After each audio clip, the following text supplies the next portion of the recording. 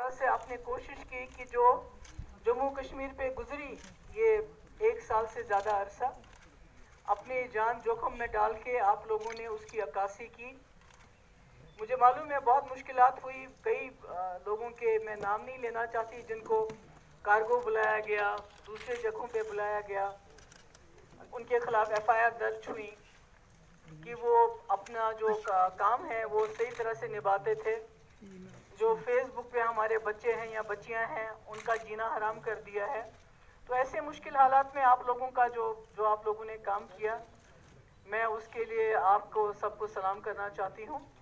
और मुझे लगता है कि यही करने की ज़रूरत है, क्योंकि जो हाल जम्मू कश्मीर का इन लोगों ने बना दिया, ऐसे में जब तक हम सब लोग इकट्ठे नहीं हो जाते, जिसमें जो आप जो हैं, जो जर्नलिस्ट हैं, जो मीडिया हैं, यहाँ जम्मू कश्मीर के रहने वाले हैं, जब तक हम इकट्ठे नहीं हो जाएंगे तो शायद जो मुकाबला जिस चीज़ का करने निकले हैं हम, उसमें हमें मुश्किलात आएंगी। इन दिनों मैं अपने वर्कर्स से मिलती रही और मुझे खुशी हुई कि मैं जब जेल के अंदर थी, जब मैं बंद थी, तो मुझे लगता था कि PDP को बिल्कुल ही इन्होंने ख़त्म कर दिया है। मगर शुक्र अल्लाह ताला का कि जिस तरह मेरे वर्करों से मुलाकात हो गई, हमारा वर्कर कन्विक्शन के साथ मुफ्ती साहब के एजेंडे के साथ खड़ा है।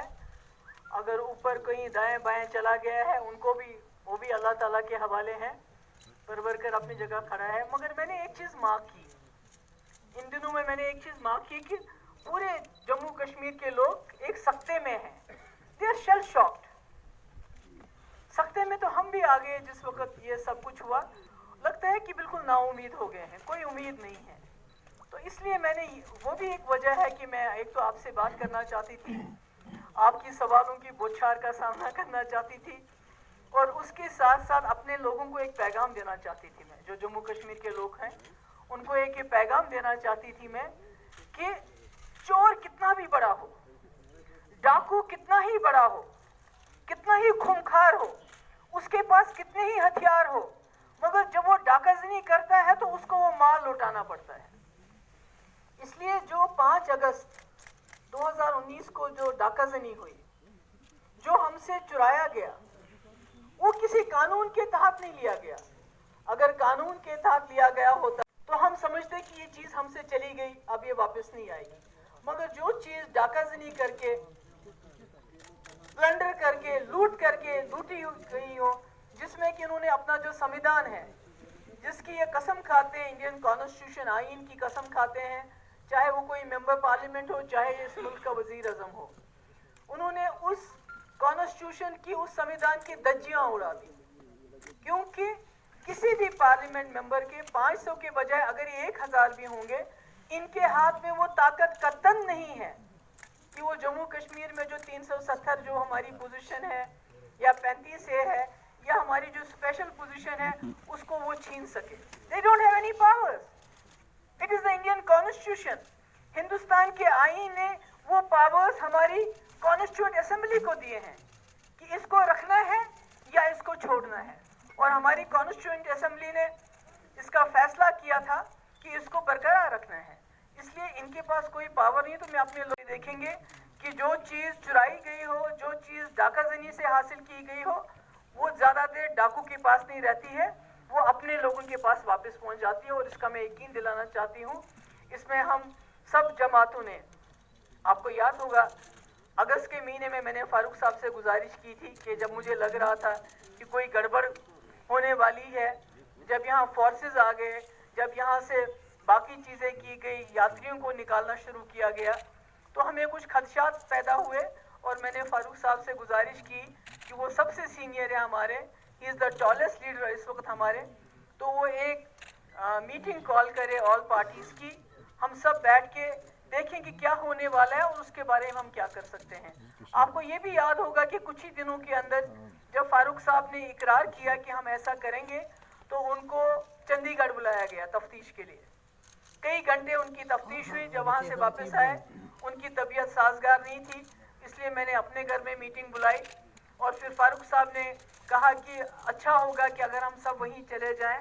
तो हम सब, सजाद लोन साहब, बाकी जितने भी लोग थे हमारे साथ, हम वहीं चले गए और वहीं عوامی نیشنل کانفرنس بھی ہیں اور نیشنل پارٹی جو کمیونسٹ پارٹی ہے وہ بھی ہمارے ساتھ ہوگی اور ہم نے یہ اعادہ کیا عہد کیا کہ جو ہم سے چھینا گیا ہے اس کو ہم حاصل کریں گے.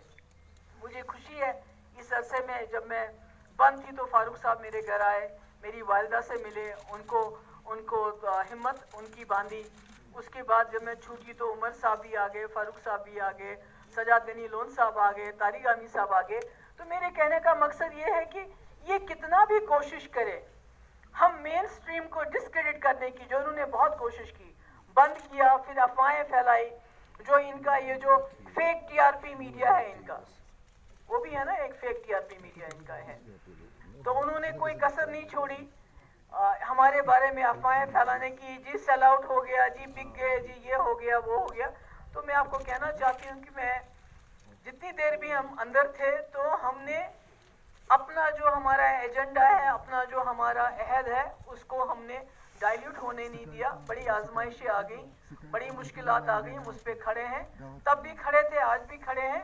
اور میرا یہ کہنا ہے کہ آج پورے ملک کے اندر اس جماعت کی جنہوں نے کانسٹیٹیوشن کی دھجیاں اڑائی, ملک کے اندر جب اپوزیشن پارٹیز کچھ کو چھوڑ کے سب خاموش ہو گئی, انہوں نے سوچا کہ چلو یہ کشمیر کے ساتھ ہو گیا, آگے کچھ نہیں ہوگا, کیا پولرائز کیا لوگوں کو. اس کے بعد آپ کسانوں کے خلاف جو لا بنایا, اس کے بعد مجھے لگتا ہے کہ یہ جو ہماری ڈاؤن ٹراڈن جو ہماری کمیونٹیز ہیں, جس میں دلتس ہیں, باقی لوگ آتے ہیں, ان کے بھی جو حقوق ان کو منڈل کمیشن ملے وہ بھی چھینیں گے. یعنی یہ لوگ جو بی جے پی کا مینیفیسٹو ہے اس ملک کی کانسٹیٹیوشن کو اس سے ریپلیس کرنا چاہتے ہیں, اور یہ بات زیادہ دیر چلے گی نہیں. یہاں بڑے فرعون آئے ہیں, بڑے آئے ہیں, بڑے لوگ دیکھے ہیں, ہٹلر آیا ہے, مگر یہ تانا شاہی ذرا دیر چلے گی نہیں. اور دوسری بات یہ ہے کہ میں آپ کو بتانا چاہتی ہوں کہ ان کی کوشش ہے گول پوسٹ چینج ہو جائے, ان کی کوشش ہے کہ لوگ الجھے رہیں. اگر بات اس لیے میری پارٹی جو ہم نے مفتی محمد سعید صاحب نے 99 میں بنائی تھی, جس کا سب سے بڑا مقصد ہے کہ جموں کشمیر کو اس دلدل سے نکال کے اس ریجن کے اندر ایک پل بنانا ہے, امن کا پل. اور جب آج دیکھتے ہیں چائنا ایک طرف سے ہمارے بارڈرز پہ ہے, دوسری طرف سے پاکستان کے ساتھ ہم دکم دکی کر رہے ہیں, تو ایسے میں مجھے لگتا ہے مفتی صاحب کا جو وہ ارادہ تھا, مفتی صاحب کا جو ایجنڈا تھا, مفتی صاحب کا جو ویژن تھا, دیٹ کہ جموں کشمیر کے تمام راستے کھول دیے جائیں, اس کو ایک پل بنایا جائے, اس کو ساک کا فوکس بنایا جائے, جو ساک کنٹریز ہے, اس کے جو اتنے سالوں سے جو مسئلے مسائل لٹکے ہوئے ہیں ان کو ڈائلاگ کے ذریعے حل کیا جائے. تو میں سمجھتی ہوں کہ جو لوگ یہ سمجھتے ہیں کہ یہ بھول جائیں گے مسئلہ کشمیر, تھوڑی بہت 370 کی بات کریں گے, اس کو بھی بھول جائیں گے, پھر اسٹیٹ ہوڈ کی بات کریں گے, ان کو غلط فہمی ہے. ایسا کچھ نہیں ہوگا. یہاں کے جموں کشمیر کے مسئلے کے لیے ہزاروں نوجوانوں نے یہاں قربانیاں دی. وہ قربانیاں ہم بلانے نہیں دیں گے, وہ قربانیاں رائے گاہ ہونے نہیں دیں گے ہم, چاہے کچھ بھی ہو جائے. آج تک یہاں کے لوگوں کا خون بہا, اب مجھے لگتا ہے ہم جیسے لیڈرز کے خون کی باری ہے. ہم کوئی تشدد نہیں چاہتے ہیں, ہم کوئی وائلنس نہیں چاہتے ہیں, ہم نہیں, کیونکہ وہ لوگ وائلنس چاہتے ہیں, وہ لوگ ڈسرپٹ کرتے ہیں ہر چیز کو. جب سے انہوں نے 370 ہٹایا, انہوں نے کوئی کسر باقی نہیں رکھی ایسے قانون یہاں نافذ کرنے کی جس سے جموں کشمیر کے لوگ اشتعال میں آ جائیں. وہ اردو زبان کی بات ہو, وہ ڈومیسائل لاء کی بات ہو, وہ سیکٹریٹ میں مسلمان آفیسرز کو درکنار کرنے کی بات ہو, وہ ہمارے یہاں کے جو وسائل ہیں, سینڈ, ریت, یہ بھی نہیں چھوڑی ان لوگوں نے ہمارے لیے. یعنی ان لوگوں کو جموں کشمیر کے لوگ نہیں چاہیے. جموں کشمیر کے لوگ ان کے لیے غیر ضروری ہے. they are expendable. The people of Jammu Kashmir are expendable for them. What they want is a territory. Territory تو ان کے پاس تھی 2019 5 اگست تک جائز طریقے سے تھی, مگر جب انہوں نے ایک رشتہ توڑ دیا جس کی وجہ سے ہم نے ان کے ساتھ الحاق کیا تھا, ایکسیشن کیا تھا, we had acceded to a liberal democratic, secular India. Let me tell them, we are not comfortable, we are not compatible, we are incompatible to today's India جو اس وقت انہوں نے بنایا ہے, جہاں مائنورٹی سیف نہیں, جہاں دلت سیف نہیں ہے, جہاں جموں کشمیر کی عزت آبرو پہ ڈاکہ ڈال کے ہمیں بے عزت کرنے کی کوشش کی گئی. We are not comfortable.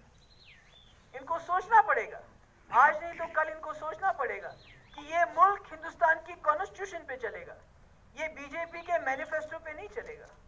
اگر یہ خود ہی اپنے کانسٹیٹیوشن کو درکنار کرنا چاہتے ہیں, اس کو ڈیسیکریٹ کرنا چاہتے ہیں, تو یہ کیسے ایکسپیکٹ کرتے ہیں جموں کشمیر کے لوگ اس آئین کو مانیں گے جو انہوں نے خود ختم کیا, اپنا آئین ختم کیا, ہمارا آئین ختم کیا جو اس ملک کے آئین نے ہمیں دیا تھا.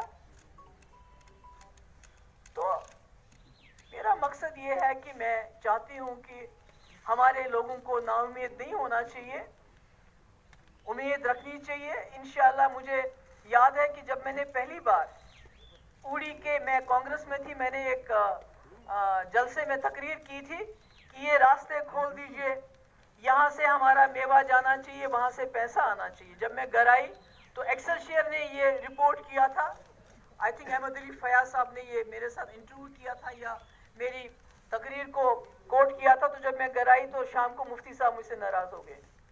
انہوں نے مجھے کہا یہ آپ نے کیا کہا, یہ کیا شوشہ آپ نے ڈالا. نہیں مجھے بتائیے, گاندھی جی, منڈیلا, وہ کیا پہلے انہوں نے ان کو لکھ کے دیا تھا کہ ہم کیا کریں گے, کیسے کریں گے. دس از اے لانگ ڈراؤن فائٹ, یہ بہت لمبی لڑائی ہے, اس میں ہم نے لڑنا ہے اور سب لوگوں کو لے کے لڑنا ہے. Okay, let me put it like this way. Would you be ready to sit on the Chief Minister's chair here if it's a union territory government? Union territory ہو یا اسٹیٹ ہو, even Mehbooba Mufti is no more for power. میں پہلے بھی power کے لیے نہیں تھی. اگر پاور کی مجھے لالچ ہوتی تو ہم کانگریس چھوڑ کے پی ڈی پی نہیں بناتے, ہمیں کیا کمی تھی. We are not only for power. You allied with the BJP, right? For Sorry? the power. You allied with the BJP No, for power. right? Sorry, I am very sorry to tell you that کہ B J پی ہمیں, اگر ہمیں صرف power چاہیے ہوتا تو ہم کانگریس کے ساتھ ہی سرکار بناتے. مگر مفتی صاحب کا جو آخری تقریر انہوں نے 28 جولائی 2014 کو کی, ہمارے فاؤنڈیشن ڈے پہ انہوں نے کہا لوگوں کو کہ مجھے کچھ سیٹیں دے دو, میں جموں کشمیر کے مسئلے کے حل کے حوالے سے کچھ کام کرنا چاہتا ہوں. اس کے بعد he had a choice to go with Congress, to go with NC. But why did he opt for BJP? Because انہوں نے